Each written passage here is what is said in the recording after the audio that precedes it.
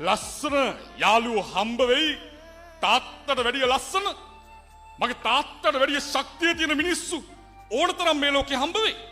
හැබැයි මගේ තාත්තා වගේ මේ ජීවිතේ දුන්න කෙනෙක් කවදාවත් හම්බ වෙන්නේ නැහැ.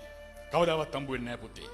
මොකද මේ ළඟදී එක තාත්තා කෙනෙක් කම්කරු තාත්තා කෙනෙක් එයා වැඩ ඉවර කළා ගෙදර යන්න හදනකොට එයාගේ ආයතන ප්‍රධානියා කියනවා ඔයා හෙට ඔයාට තියෙන උත්සවයේ ආයතනයේ තියෙන උත්සවේ ඔයාට තෑග්ගක් තියෙනවා හෙට. ඔය තෑග්ග ගන්න එනකොට ඔය කැඩිච්ච සෙරප්පු දෙක නම් දාගෙන ඉන්න එපා කියලා එයාට රුපියල් 1500ක් දෙනවා. මේ 1500 අරන් ගිහිල්ලා හොඳ සෙරප්පු දෙකක් අරන් එන්න කියලා. ඒ තාත්තා මෙයාට දෙනවා. මේ තාත්තා ගෙදර ගිහිල්ලා පහුවෙන්දා නැවත එනවා උත්සවයට. අර උත්සවේ වැඩත් ඔක්කොම ඉවර කළා. මේ තාත්තට අර උත්සවේ අවසානට තියෙන තෑග්ග ගන්න.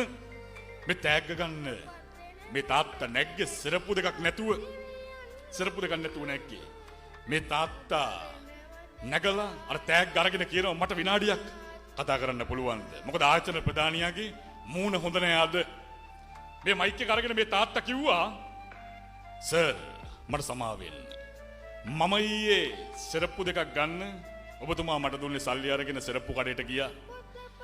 මට සෙරප්පු දෙකක් ගන්න මතක් වෙනකොට මට මතකයි මගේ පුතා මට කිව්වා මාස දෙකකට විතර කලින් තාත්තේ මගේ සෙරප්පු දෙක කැඩිලා කියලා.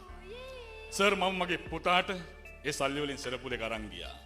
සර් අද මගේ කැඩිච්ච සෙරප්පු දෙක මම ස්ටේජ් එක ළඟ බිම ගලවලා මම සර් සෙරප්පු දෙකක් නැතුව අද ස්ටේජ් එකට නැග්ගන්නේ ඒකයි. මොකද පුතා ගොඩක් සතුටු වුණා. හිතන්න පුතෙක් වෙනුවෙන් තාත්තා කෙනෙක් එහෙම හිතනකොට පුතෙක් කොහොමද නරක යාළුවා